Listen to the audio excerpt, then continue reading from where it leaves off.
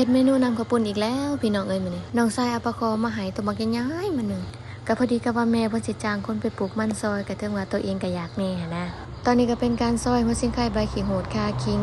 ได้ว่าอัดแน่นสมุนไพรเครื่องหอมยายขาดตกบกพร่องกาเกียมบางผักส่วนไว้ตั้งแต่ตอนกลางคืนพุ่นได้พี่น้องต้มปลาแดกปลาเดือจัดเรียงสมุนไพรลงหม้อโอ้ยปาดก็อนุญาตเอามือเด้อพี่น้องว้าวไข่ปลาบักยังใหญ่มันเลยถ้าก็สิเคยเห็นไข่ปลาใหญ่ปานนี้เฮ็ดหอบงอนก็บ่ได้ใหญ่ปานนี้เด้อพี่น้องและนี่ก็เป็นการสำเร็จศีลปลาเขาอนุญาตใส่มือเด้อพี่น้องโอ้ยเฮ็ดจังได๋ก็บ่คักทอมือเนาะเฮ็ดเกียมไว้นำตั้งแต่กลางคืนตื่นมาเฮาจังอันนั้นกลัวตั้งแต่น้ำหนากะทิศีลปลาใส่กันเอาคันซั่นมันก็สิบ่ทันพี่น้องเพราะว่าเฮาจ้างคนมันก็ต้องได้ออกตามโมงอะนะบางคนก็สิว่าโอ้ยเฮ็ดสวนปลูกมันอยู่ซั่นบ่